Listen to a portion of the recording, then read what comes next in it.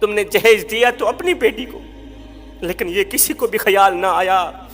کہ جو بچیاں تمہاری بچی کا جہیز دیکھنے آئی ہیں، جو بچیاں تیری بیٹی کا جہیز دیکھنے آئی ہیں، ان بچیوں میں سے لاوارث بچی بھی موجود ہے، ان بچیوں میں سے یتیم بچی بھی موجود ہے، ان بچیوں میں سے اس غریب بوڑھے باپ کی بچی بھی موجود ہے، جو غریب بوڑھا باپ دن رات ایک کر کے اوور ٹائم لگا کے نہ دن دیکھتا ہے، نہ رات دیکھتا ہے، نہ سردی دیکھتا ہے، نہ گرمی دیکھتا ہے، نہ بھوک دیکھتا ہے، نہ پیاس دیکھتا ہے، وہ بیٹی کے لیے روٹی کا بندوبست کرے یا اس کے جہیز کا بندوبست کرے۔ خدا را کچھ تو رحم کرو، کریم آقا کی غریب امت کو جینے دو، وہ غریب جس کو میرے کریم نبی نے فرمایا تھا او میرے غریب میری امت میں سر اٹھا اٹھا کے چلنا، غریب میری امت میں سر اٹھا اٹھا کے چلنا ہے۔ جس غریب کو میرے نبی نے فرمایا تھا میری امت میں سر اٹھا اٹھا کے چلنا، ہم نے اس غریب کا ستیہ ناش کر دیا، ہم نے اس غریب کا جینا حرام کر دیا، جینا محال کر دیا۔ وہ غریب موت مانگنے پر مجبور ہو گیا، ہم نے اپنی دولت کی نمائش اس طرح کی، ہم نے پیسوں کی نمائش اس طرح کی کہ غریب موت مانگنے پہ مجبور ہو گیا۔ مالک تیری مخلوق مجھے جینے نہیں دیتی، ہاتھ جوڑ کے عرضی کر رہا ہوں میرے بھائیوں، اس جہیز جیسی لعنت کو ختم کرو۔ یہاں پر میں آقا کریم علیہ السلام کا ایک رلا دینے والا فرمان سنانا چاہوں گا، ضروری سمجھوں گا۔ میرے کریم نبی نے فرمایا تھا او صحابہ جی یا رسول اللہ صلی اللہ علیہ وسلم، میرے نبی نے فرمایا کسی یتیم بچے کے سامنے اپنے بچے سے پیار نہ کرنا، اس سے یتیم کا دل دکھے گا، یتیم کو مرا ہوا باپ یاد آئے گا۔ او صحابہ کسی بیوہ عورت کے سامنے اپنی بیوی سے پیار نہ کرنا، اس سے بیوہ عورت کا دل دکھے گا۔ فرمایا او صحابہ کسی غریب انسان کے سامنے اپنی دولت کی نمائش نہ کرنا، اس سے غریب کا دل دکھے گا، غریب اللہ کے سامنے شکوہ کرنے پہ مجبور ہو جائے گا۔ ہے روٹی امیر شہر کے کتوں نے چھین لی، فاقہ غریب شہر کے بچوں میں بٹ گیا، چہرہ بتا رہا تھا کہ اسے مارا ہے بھوک نے، حاکم نے یہ لکھا کہ یہ کچھ کھا کے مر گیا۔ ہم غریبوں کی مدد کرتے ہیں، غریب ہمسائے کے گھر روٹی دیتے ہیں، لیکن تب جب وہ بیچارہ مر جاتا ہے۔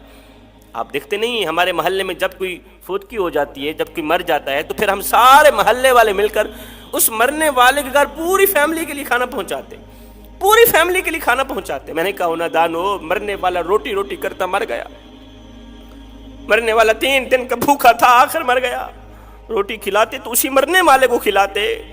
آج اس کے مرنے کے بعد تمہاری دی روٹی کس کام کی؟ کسی عورت نے کہا حضرت کوئی ایسا وظیفہ ہے جس کے پڑھنے سے اللہ تعالیٰ جلد از جلد سنبھال لے، کوئی ایسا وظیفہ بتاؤ کہ اللہ تعالیٰ مجھے موت دے دے۔ میں نے کہا بہن یہ کیا کر رہی ہے؟ اس نے کہا آج سے 6 ماہ پہلے میرے شوہر کا انتقال ہوا،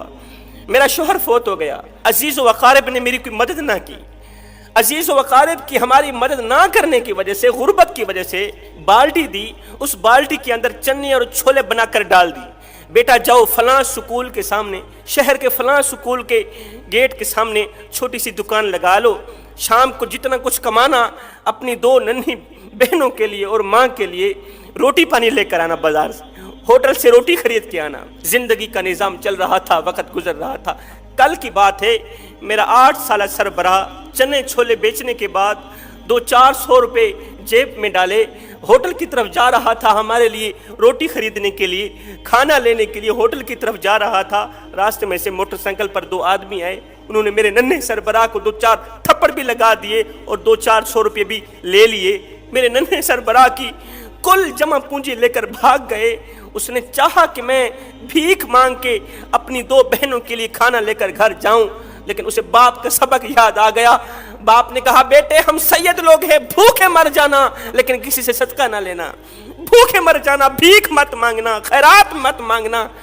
میرا 8 سالہ سربراہ رات کو گھر آیا روتا ہوا، کہنے لگا ماں آج کی رات کل کا دن روزہ رکھ لو، کل شام کو کھانا لے کے آؤں گا۔ میرے ساتھ یہ کچھ ہوا، جب میرے 8 سالہ سربراہ نے کہا نا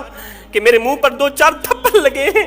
میں آسمان کی طرف منہ کر کے رونے لگی، کہنے لگی مالک میں تیری رضا پہ راضی ہوں،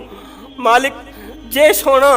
میرے دکھ وچ راضی تے میں سکھ نو چولہے ڈھاواں، مالک میں تیری رضا پہ راضی۔ رات کا دوسرا پہر آیا، میری ننھی سی بیٹی اٹھ کر رونے لگی بھوک کی وجہ سے، کہنے لگی ماں یہ جو میری چھوٹی بہن ہے یہ کب مرے گی، یہ جو چھوٹی بیمار بہن ہے یہ کب مرے گی؟ میں نے کہا بیٹی یہ تم کیا کہہ رہی ہو؟ بہن کی لمبی عمر کے بجائے اس کے مرنے کی دعا مانگ رہی ہو، صحت یابی کے بجائے اس کے مرنے کی دعا مانگ رہی ہو؟ نہیں اماں، جب ہمارا باپ فوت ہوا تھا